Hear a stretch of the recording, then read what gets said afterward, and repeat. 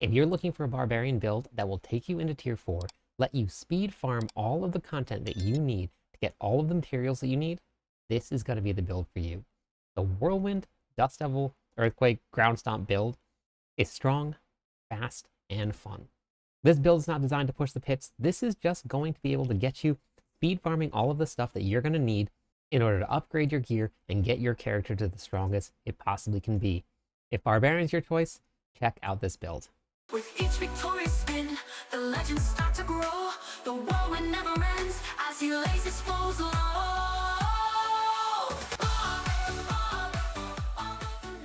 We're going to start with the skills.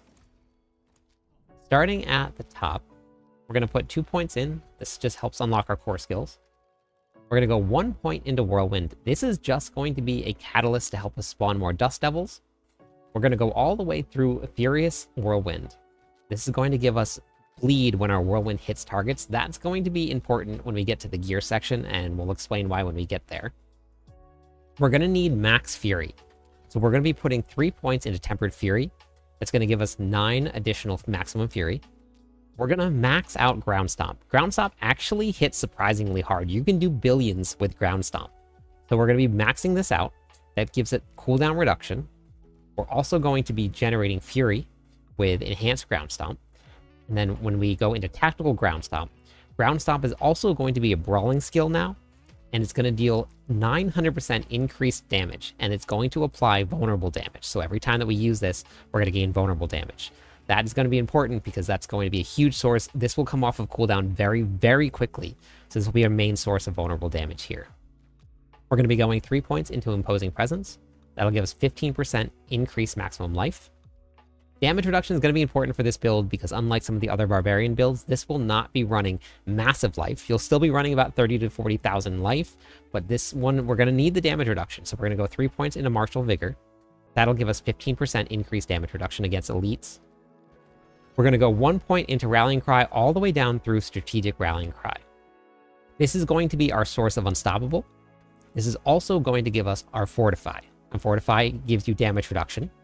While you're fortified, you're going to take 15% reduced damage. You become fortified when you have as much Fortify as your current life. You don't have to max your Fortify out when you have taken damage. As long as your Fortify matches your maximum life, you are technically fortified. Moving down, we're going to go into Warcry. We're going to take 5 points here. We're going to try and get as much damage out of Warcry as we possibly can. We're going to go all the way through Power Warcry. We're going to have a way to reset our cooldowns very, very quickly with this build. So you should have Warcry up 100% of the time. This gives us an additional 10% increased damage to the Warcry bonus, which is already at 21% when there's 6 or more enemies around. We're going to go 3 points into Booming Voice. This gives your shouts an increased duration. We're going to go 3 points into Raid Leader. Your shouts also are going to heal you for 3% of your maximum life. This one is a little confusing the way that it is worded. Your shouts also heal allies for 3% of their maximum life per second. It means it heals you plus your allies, not just your allies. We're going to go 3 points into Swiftness. This is going to give some extra movement speed. With this build, you want movement speed. It is super important to have movement speed just because the build is supposed to be fast. This is going to be for farming, like we talked about. So we want to make sure that we can move around the map quickly. That is the reason we're taking Leap. We're only going to do 1 point into Leap, and we're going to do 1 point into Enhanced Leap. If you don't land on an enemy, Leap's cooldown is reduced by 4 seconds. As soon as you hit an enemy and we start whirlwinding, your cooldowns are going to reset, so this will come right back up. We're going to go 3 points into Aggressive Resistance. You're going to get damage reduction while you're berserking. We're also going to go 3 points into Prolific Fury. This is going to give you a pretty big boost to your resource generation when you're berserking. Coming down, we're going to go 3 points into Pit Fighter. This is going to give you increased damage to close. You're also going to get 6% damage reduction. We're going to go 3 points into Slaying Strikes. You're going to deal 15% increased damage against injured enemies. An injured enemy is anything where a monster is below 35% life. Coming down, we're going to go into Thick Skin, just 1 point, so we can unlock Counter-Offensive. Well fortified, over 50% of your maximum life, you're going to deal 12% increased damage. We're going to be going into Duelist. We're going to take 3 points here. Your attack speed is increased by 9% while using a one-handed weapon. We're going to be using a dual-wield setup for the Whirlwind because we're going to be running Robilates, and we'll talk about that setup when we get to the gear. We're going to go 3 points into Wallop. Well, you're using a bludgeoning weapon, you're going to deal 15% increased damage to vulnerable enemies, or stunned. Now remember, we're going to get vulnerable damage from Ground Stomp. We're also going to be taking Concussion. Skills using a bludgeoning weapon have a 30% chance to stun enemies for 2 seconds. So we're going to have stun and vulnerable damage. We're going to be using a Romuladnes plus a one-handed mace so that we take advantage of Wallop and Concussion. For the ultimate skill here, we're going to be taking Wrath of the Berserker. This is going to give us increased damage from our Berserking bonus. It's also going to give us additional Fury generation and movement speed as we use it. We're going to be taking Unconstrained as our key passive. The Berserking damage bonus is going to be increased to 60%. If you're below 65% life, you're always Berserking, and you gain 30% increased physical damage reduction. What this means and what the key passive does here, if you read below where it says refund cost, Berserking grants 25% increased damage.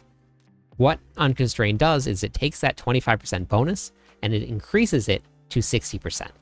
So this is not a separate modifier that's giving us 60% damage, it's taking a modifier that we're already going to have and increasing that bonus damage to 60%. So that's the skill tree. Let's take a look at the Paragon board. So as you are building a build this season, it's very important that when you're doing this, follow along with the planner that's going to be in the description of the video. The reason that you're doing that, if you go into the planner and you go into the Whirlwind one, you're going to go to your Paragon board. You don't have to pause the video. You'll be able to zoom in, zoom out. You don't have to pause the video as you're going through to try and get every single point in just right. What I also did in the planner is I only build builds with 200-ish points, somewhere around there, so that you can make sure that you unlock every single legendary node and every single glyph. All of the planners will have an additional board. The additional board will be a full Paragon board with all of the points spent. So make sure you look for both of those. Start by unlocking all of your glyphs and all of your legendary nodes, and then you build from there. In the starter board, we're going to be running Wrath. Skills that critically strike are going to generate Fury. We need to generate Fury so we can continually Whirlwind. You're also going to get a legendary power whenever your glyph hits level 46. That legendary power is going to be increased critical strike damage bonus. All of the legendary powers are going to be multiplicative, so they're all going to be big damage numbers. So make sure that you get everything to 15 first and then go straight to 46 with your glyphs. In the next board, we're going to be running the Warbringer board. We don't need to be taking the legendary node here because we already get Fortify from Rallying Cry. The reason that we're taking this board, but we're not going to be taking the legendary node, it's very specific. We're going to be running a Romuladnes build. Romuladnes scales off of maximum Fury, and it scales very high. It's one of the strongest one-handed weapons out there.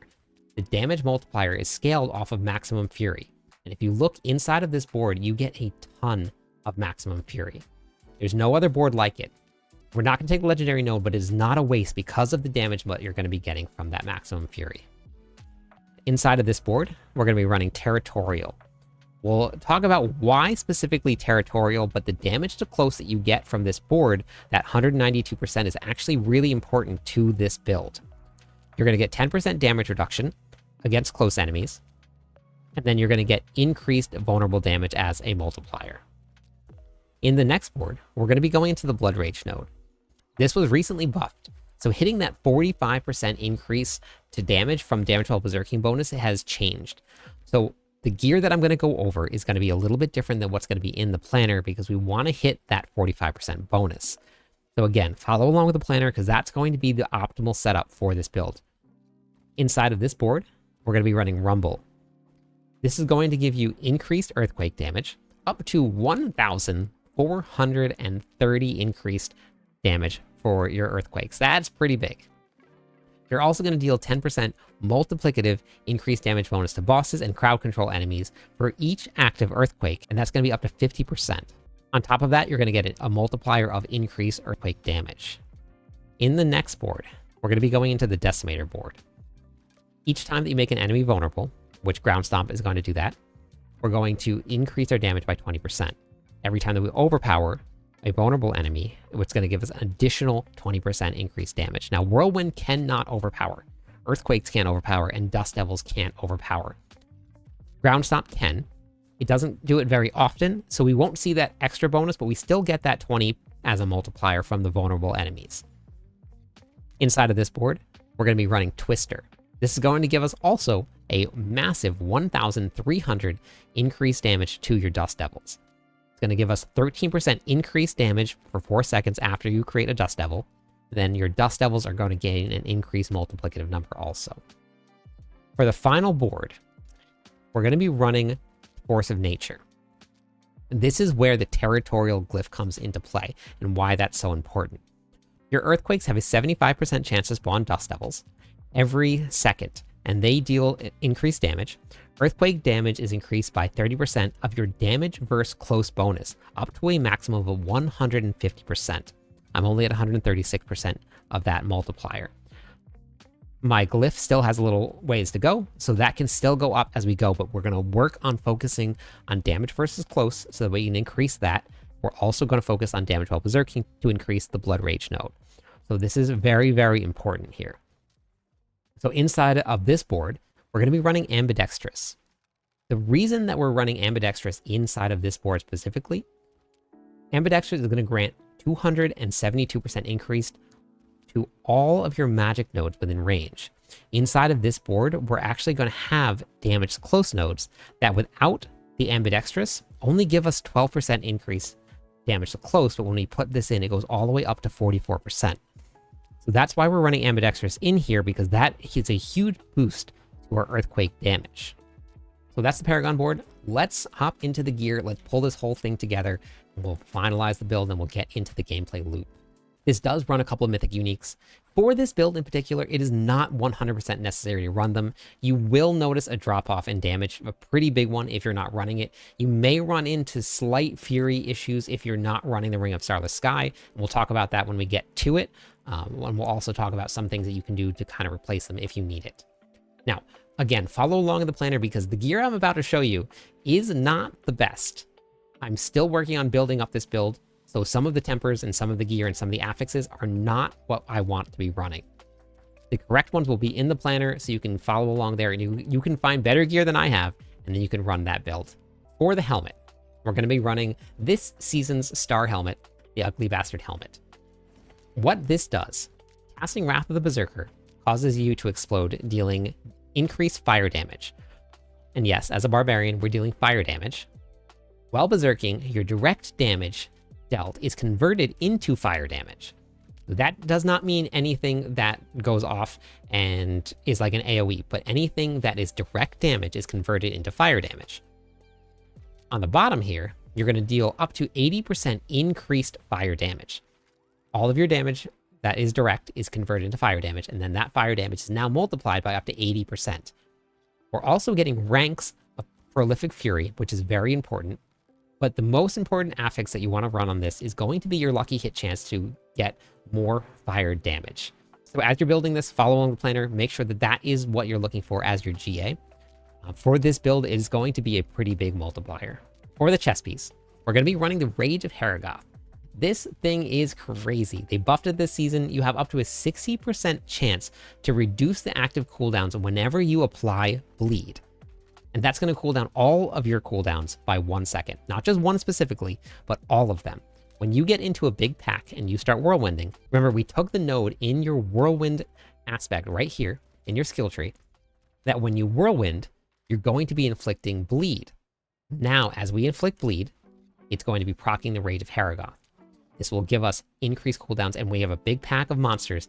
The cooldowns are almost instant. You can basically spam all of your abilities. For the gloves, we're going to be running the Fists of Fate. We're using this for some increased damage because that 1% actually does surprisingly procs pretty often. You get some additional lucky hit chance. The way that lucky hit chance works, it's a little bit confusing. So for anybody that has never looked into how lucky hit chance works, I have 100% increased lucky hit chance on this. That doesn't mean that I have 100% lucky hit chance. That just means that it takes my lucky hit chance and increases it by 100%.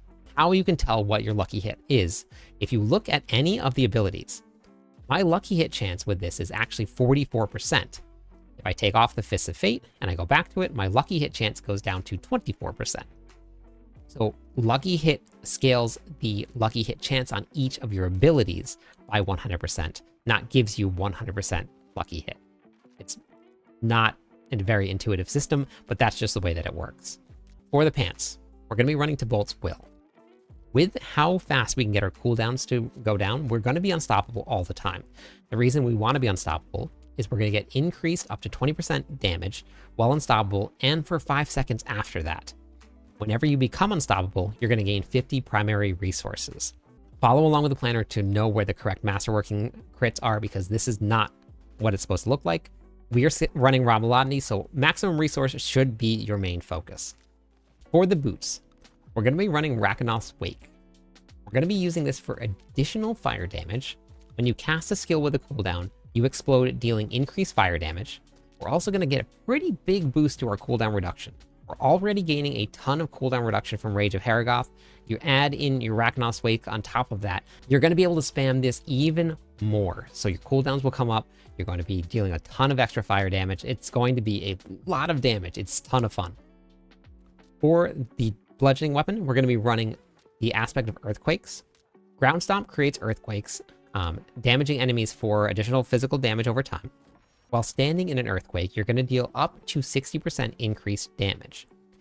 This will actually be able to be procced from runes as well. Ground Stomp will create the earthquakes, but any earthquake that you have that you're standing in, you're going to get additional damage. So you don't have to actually get it from Ground Stomp to get that additional damage. For the affixes here, we're going to be running Strength, Max Life, Critical Strike Damage. And then for your tempers, we're going to be running Critical Strike Damage, and then Chance for Earthquake to cast twice. For the dual wield weapon, we're going to be running Anger Management. What this is going to do, while you're above 40 Fury, you're going to be berserking 100% of the time. You're going to lose Fury per second, but with all of the Fury generation that we're going to have, we'll be able to maintain our Fury at 100% of the time. And then with the resource reduction from the Ring of Starless Sky, Whirlwind barely costs anything whatsoever. For the affixes here, we're going to be running Strength, Max Life, and again, you want to be running Critical Strike Damage here. Damage while berserking, and then Earthquakes are chance to cast twice. If you look between the two weapons, I have 32% chance here, and I have a 68% chance here. That means we have a 100% chance for Earthquakes to cast twice. For the other dual wield weapon, this is the reason that we are running all of the Max Fury, and my Max Fury is not even close to what it can be at. I'm currently running 285. You can scale this upwards of about 350 plus. The more you add to your Max Fury, the more damage that your Ramalotnis will do. Skills using this weapon are going to deal up to 0.5% increased damage per point of Fury that you have. You do lose 10 Fury per second, but the more Fury that you have, the more your skills do damage. And if you have 300 Fury, you're going to do 350% increased. You're going to deal 150% increased damage. It's a really, really big damage multiplier. For the slashing weapon, we're going to be running the Grandfather. This is going to double your critical strike damage. It does a lot of additional regular additive damage. You get maximum resources from this. So all around just increases to damage. It's a big one. For the ring, we're going to be running the Ring of Starless Sky. Now, if you do not have the Grandfather or the Ring of Starless Sky, you can put anything on that's going to give you damage multipliers. And then for your tempers, you're going to want to run Fury Cost Reduction. That's going to be the only way that you can get around not running the Ring of Starless Sky. The reason that we're going to be running the Ring of Starless Sky, and we'll show you how much the Fury costs when we get into the gameplay loop, but spending primary resources reduces the cost of your skills, and it increases your damage by 10% for 3 seconds, but that stacks up to 50%.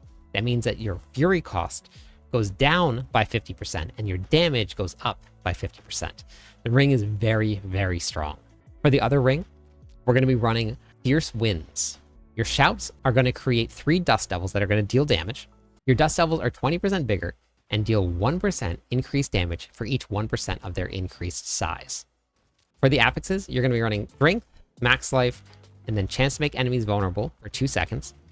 For the tempers, this is where we're going to change it up just a little bit. We don't need the Wrath of the Berserker cooldown reduction. All of our skills are going to cool down very quickly. You can add resource generation here. You can add resource cost reduction here. All of those are going to be great options. Follow along the planner if you want to see what I chose as the best, most optimal one. And then for your other temper, we're going to be running damage to close. Remember that damage to close is going to increase our legendary node and get us closer to hitting that 150% multiplier for our earthquake damage. For the amulet, we're going to be running Dust Devils. Whirlwind is going to leave behind Dust Devils, and this is the strongest Dust Devils that you're going to create. Are going to come right from here. That's why we're putting on the amulet, because that's going to give us even more increased damage. For the affixes here, you want to run strength percent, maximum life, and then ranks to either pit fighter or counteroffensive. And then again, same thing for your tempers. You want to run resource generation or resource cost reduction. And then you want to add damage while berserking. We're working on getting both of those bonuses up to their maximum there. So that's the gear. Let's go over the gems, the expertise, the runes, and the mercenary. For this build, as you can see, I'm running under cap for pretty much everything. You have the option to move Paragon points around if you don't feel comfortable running under cap. I always run incense because of incense is so accessible this season. So I will be gaining 200 more armor from incense. So that'll go up. My resistances aren't terrible, but I have the option to either change around your skulls or your diamonds. Play it how your character feels the best. For the gear, we're going to be running all rubies. That's going to give you increased strength. Strength is our main stat. And what that does is if you look at what strength does, you get 10% of your strength as a multiplicative skill damage increase. So the more strength we run, the more skills do. In the weapons, we're going to be running critical strike damage from the emeralds. That's going to be increased by the grandfather. So that's why we're running our emeralds here. And for your runes, for the first one, we're going to be running Zoltec. This is very specific why we're running these particular runes. It's going to seem like kind of a waste at first until you see the results of it. Zoltec, invoke a skill from another class. When you do that, you're going to invoke the Barbarian's Earthquake. So we're going to spawn additional earthquakes when we invoke a power from another class. The power from another class is going to be from the Necromancer's Decrepify. Whenever we travel 10 meters, we're going to cast Decrepify. What happens is your Decrepify casts out in a very big circle, and your Earthquake casts out at the exact same size as the Decrepify. Without it, your Earthquake will go from your Decrepify size down to an Earthquake size. You can get that Earthquake size up through tempers, but it's actually a waste of tempers, and we don't even have room for tempers. We have to cast Earthquake twice. So running this setup allows you to move around and cast these massive earthquakes. So if you look how big those earthquakes are, when it spawns, you see it's the exact same size as Decrepify. So that's the reason that we're running this rune setup. For your expertise, we're going to be running your two-handed axe. The way that expertise works, you do not have to be running a two-handed axe to get the bonus. You can be running a two-handed sword and still get the bonus from your two-handed axe. And that's the reason why we're running an expertise. It gives you an additional bonus, and the two-handed axe is pretty much standard across all builds. It gives you straight 10% increased damage to vulnerable enemies. It's a completely separate modifier. All of the other ones have very specific conditions. This one is pretty much the best. For the mercenaries, we're going to be running Subo. With this build, we're going to go all the way down the left-hand side. We're going to get 20% increased movement speed when Subo damages an elite. More importantly, every 20 seconds, we're going to gain 25% increased critical strike damage from enemies hit by cover fire. Cover fire happens every 20 seconds. It's got a pretty big range, so most of the time, you're going to be getting that 25% increased damage every 20 seconds. It's a pretty big boost to your damage.